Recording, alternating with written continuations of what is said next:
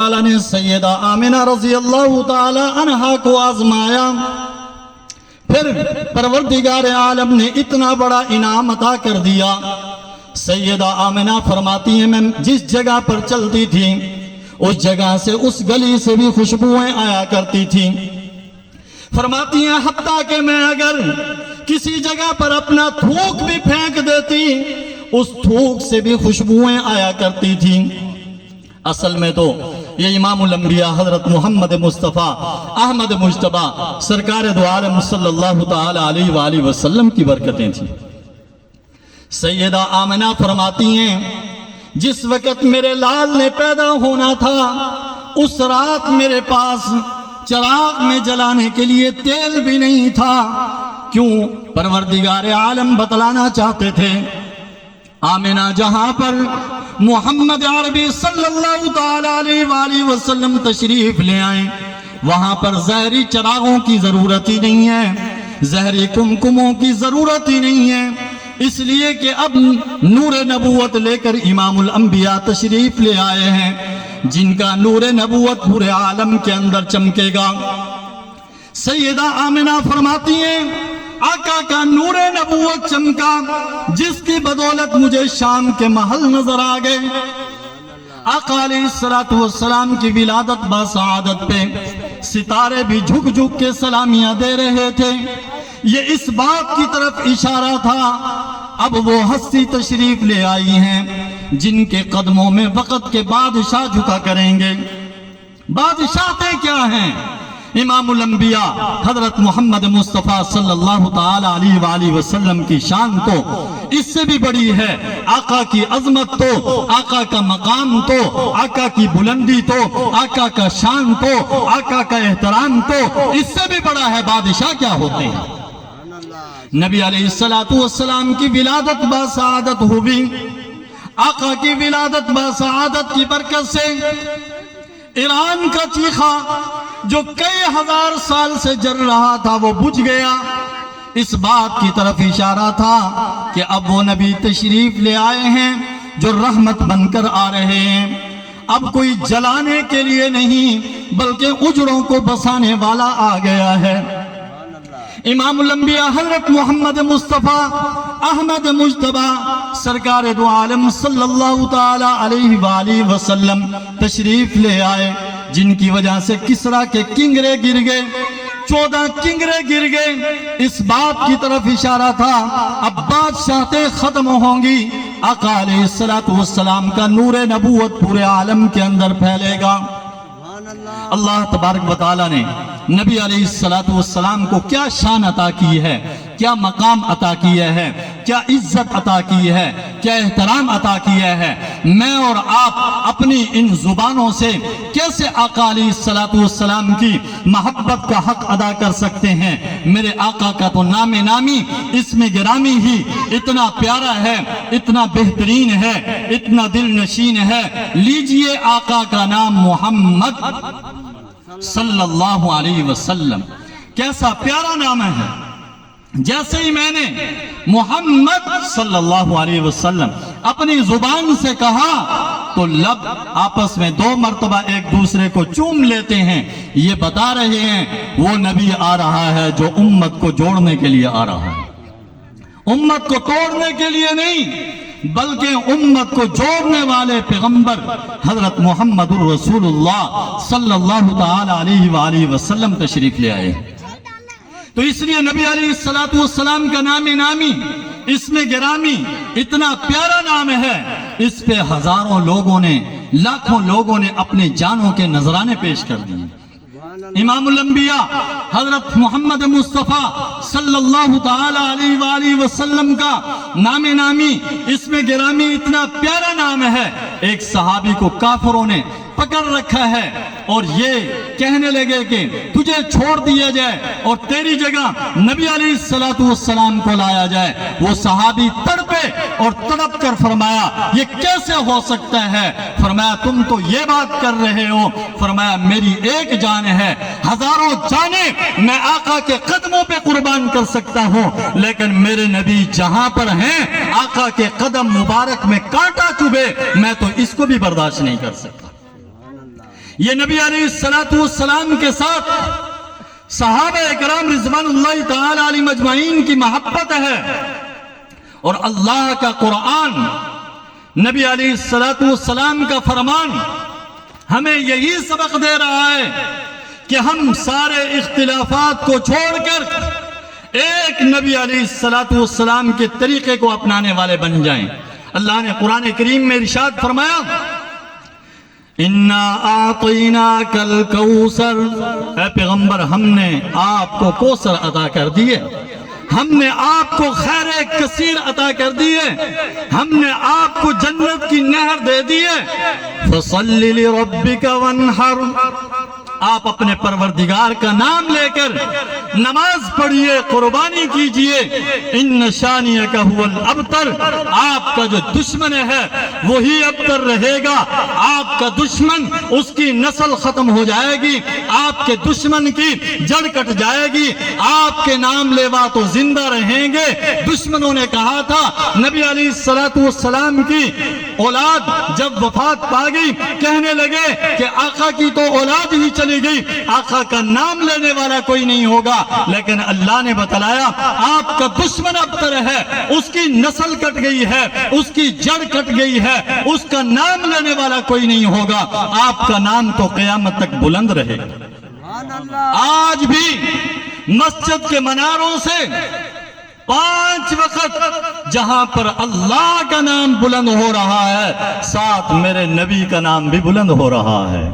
اس لیے اللہ نے کہا وَرَفَعْنَا لَكَ ذِكْرَكَ، اے پیغمبر ہم نے آپ کی خاطر آپ کے ذکر کو بلند کر دیا۔ فرمایا جہاں میرا نام ہوگا وہاں تیرا نام ہوگا، اذان میں میرا نام تو تیرا نام، فرمایا کلمے میں میرا نام تو تیرا نام، اقامت میں میرا نام تو تیرا نام، جہاں میرا نام آئے گا اے پیغمبر وہاں تیرا نام بھی بلند ہوتا رہے گا۔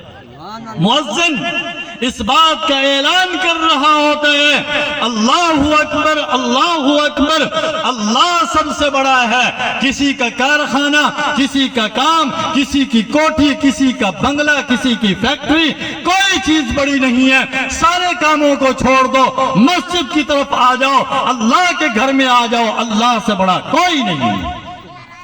انسان کو اذان کی آواز سننے کے بعد سارے کام چھوڑ دینے چاہیے۔ اس لیے اللہ والے فرماتے ہیں جو آدمی فرمایا آذان کے وقت سارے کام چھوڑ دے، آذان کا جواب دے۔ آذان کا جواب کس طرح دینا ہے؟ حدیث پاک میں نبی علیہ السلام نے ارشاد فرمایا جیسے مؤذن کہتا جائے تم بھی ویسے ہی کہتے جاؤ۔ حی علی الصلاۃ حی علی الفلاح میں لا حول ولا قوت الا باللہ، ویسے جیسے مؤذن کہہ رہا ہے اس کا جواب بھی ویسے ہی ہے۔ اور اللہ والے فرماتے ہیں بعد میں کوئی آدمی درود شریف پڑھ کے اذان کے بعد دعا پڑھ لے تو انشاءاللہ اس بندے کا خاتمہ ایمان پہ ہو۔ دیکھیں کتنی بڑی دولت چھوٹے سے عمل پہ مل رہی ہے۔ یہ محفل، اس محفل کی برکت سے ان باتوں کو پلے باندھ کے جاؤ۔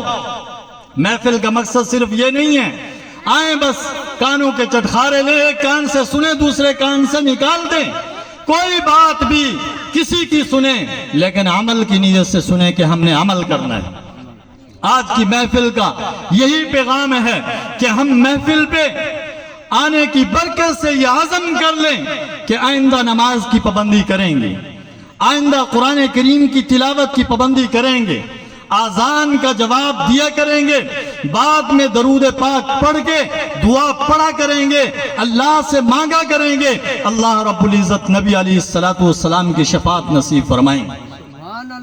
تو اس لیے ان محفلوں کا مقصد یہی ہوتا ہے کہ انسان اپنی زندگی کو سنوار لے، اپنی آخرت کو بنا لے، اپنے آپ کو سنوار لے، اپنے آپ کو نبی علیہ السلام کے طریقے کے مطابق ڈھال لے۔ دنیا کے اندر جتنے بھی لوگ ہیں سب سے بہترین طریقہ میرے آقا علیہ السلام کا طریقہ ہے۔ آقا علیہ السلام کے طریقے سے بڑھ کر کسی کا کوئی طریقہ نہیں۔ ہم کیوں دیکھیں یورپ کی طرف، ہم کیوں دیکھیں اس گندی تہذیب کی طرف، ہم تو دیکھیں گے آمنہ کے لال محبوب با کمال حضرت محمد الرسول اللہ صلی اللہ تعالی علیہ وآلہ وسلم کی پیاری زندگی کی طرف۔ ہم سنتوں کا اتباع کریں گے، نبی علیہ الصلوۃ والسلام کے طریقے پہ چلیں گے۔ آقا علیہ الصلوۃ والسلام کا طریقہ بہترین طریقہ ہے، آقا کا طریقہ دل نشین طریقہ ہے، آقا کا طریقہ بہترین طریقہ ہے۔ ہم اس طریقے کو کیوں چھوڑیں؟ ہم تو اس طریقے پہ مر مٹ جائیں گے، فنا ہو جائیں گے۔ آقا علیہ الصلوۃ والسلام سے محبت کو اپنائیں گے، نبی علیہ الصلوۃ والسلام کی ایک ایک ادا کو اپنائیں گے، نبی علیہ الصلوۃ والسلام سے محبت کریں گے، ہمیں غیروں کی طرف دیکھنے کی ضرورت ہی نہیں۔ دین ہم نے کالی کملی والے سے لینا ہے، مسئلہ وہی معتبر ہوگا، مسئلہ وہی چلے گا جس پر مہر کالی کملی والے کی ہوگی۔ باقی کوئی آدمی ادھر ادھر کی بات کر رہا ہے، وہ گھسلا ہو سکتا ہے، وہ مسئلہ نہیں ہو سکتا۔ مسئلہ وہی ہے جو صحیح عالم دین بیان کرے گا۔ آج لوگ کہتے ہیں فلاں مولوی ایسے کہہ رہا ہے، فلاں مولوی ایسے کہہ رہا ہے۔ اس آدمی کے دل میں چور ہے، یہ آدمی دین پہ عمل نہیں کرنا چاہتا۔ دنیا کے اندر پتہ چلتا ہے یہ کھاد 1 نمبر ہے، 2 نمبر ہے، اسپرے 1 نمبر ہے، 2 نمبر ہے۔ کیوں؟ دنیا میں محنت چکی ہوئی ہے، دین کے بارے میں پتہ چلتا ہے، لیکن یہاں پر بہانے، ہیلے بہانے بنانے کے لیے لوگوں نے باتیں بنا رکھی ہیں، فلاں مولوی ایسے کہتا ہے، فلاں مولوی ایسے کہتا ہے۔ حضرت مولانا خیر محمد جلندری رحمت اللہ علیہ، اللہ والے گزرے، ایک مرتبہ لاہور میں بیان کر رہے تھے، ایک آدمی ایسے ہی کھڑا ہو گیا، کہنے لگا حضرت کس کی بات مانے، فلاں مولوی ایسے کہتا ہے، فلاں مولوی ایسے کہتا ہے۔ حضرت نے اپنی گفتگو جاری رکھی، اس کے بعد فرمایا ہاں بھائی کس آدمی نے سوال کیا تھا، کھڑا ہو جا۔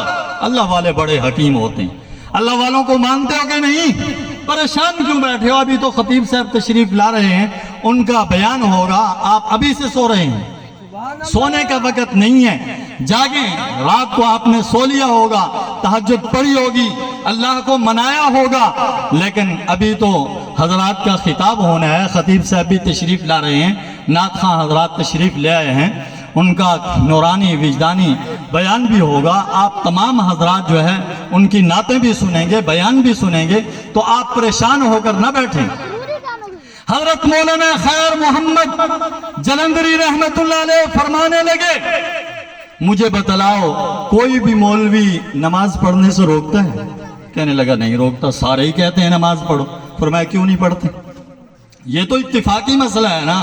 فرمانے لگے جو اختلافی مسئلے ان کو چھوڑ دو، میں ان کی بات ہی نہیں کر رہا، میں اتفاقی باتیں بتا رہا ہوں۔ سارے مولوی کہتے ہیں نماز پڑھا کرو، کیوں نہیں پڑھتے؟ نماز پڑھو۔ فرمایا سارے مولوی کہتے ہیں زکوٰۃ دیا کرو، کیوں نہیں دیتے؟ سارے مولوی کہتے ہیں قرآن پاک کی تلاوت کیا کرو، کیوں نہیں کرتے؟ اس میں کوئی اختلاف ہے؟ سارے مولوی کہتے ہیں داڑھی رکھو، کیوں نہیں رکھتے؟ فرمایا تم اتفاقی باتوں پہ عمل کر لو، اختلافی باتوں کی تم سے پوچھنی ہوگی۔ تو اس لیے دوستو بزرگوں، ہمارے مولانا عبدالغفار حیدری دامت برکاتہم العالیہ تشریف لا چکے ہیں۔